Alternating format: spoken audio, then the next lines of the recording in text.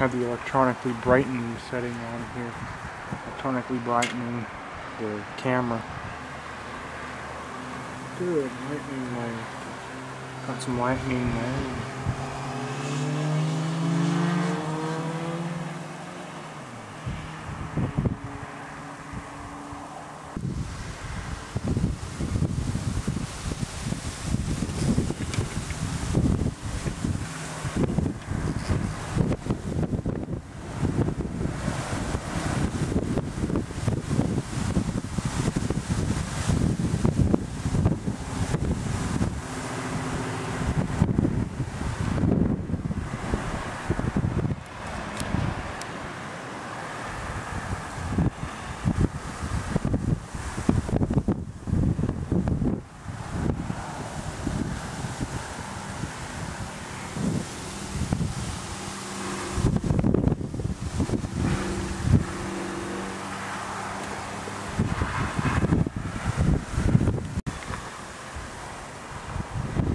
Without the electronic brightening, and it's still light out, but my camera can pick it up well with the electronic brightening on it.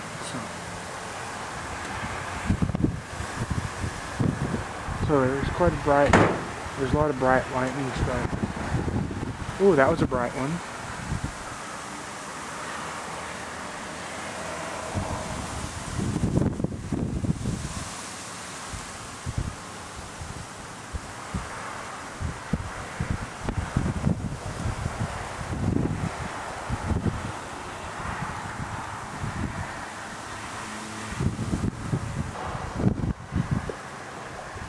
So now you can see the wall cloud a little bit better.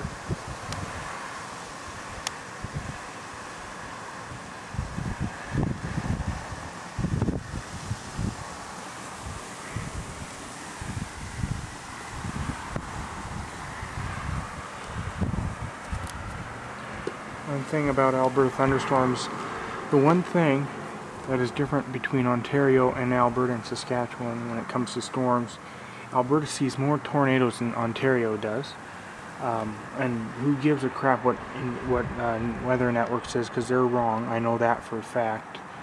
I did a lot of research on how many tornadoes touch down a year in Alberta and in Saskatchewan, and there's far more, and the average is higher here. Wrong too, is the storms in Alberta and Saskatchewan get much taller and much thicker and much more powerful than the ones in Ontario. Ontario sees pretty good lightning storms, but they're not as big as the ones we get here, because my cousin said they were there during their severe storms with the tornadoes, and they said the lightning still doesn't beat, and the storms still don't beat the ones that they saw here when we had those big storms here a couple of weeks ago, and they get real tall. And here we also, when we get supercells, we actually get real intense supercells here. The reason why they don't get them as intense there is because they're a little hillier, and also the Great Lakes, and they're too close to the ocean area, so they're not as intense, and if they are, it's very rare. This year though, however, we've had a different we have had a lower number of tornadoes than average. We've only had like 14 or 15 tornadoes touch down, and that's way below average here. And on satellite maps, the storms here get much taller because it's flatter and we're closer to the Rockies, so, well, not really close, but I mean, the Rockies are like over 600 kilometers away, over 600 I think, from Edmonton to the Rockies would be a little bit more than that, probably, and then the foothills would probably be 600 and the Rockies would be 700, so I think so, I don't know. I haven't really did that math, but I know that the fact that the Rockies have a bigger influence where the wind pushes against them and then causes it to push back, which causes upflow. I forgot what that word was. Upslope, there you go, upslope, and we get more of that, more common here, so we get the intense storms and we get the humidity. Like Ontario gets humidity too, but we don't get it every day like Ontario does. We're not constantly humid, but Ontario is humid in the winter and we're dry in the winter here. Like the humidity in the winter here is almost 0%. Their humidity is almost always up there, even in the summer.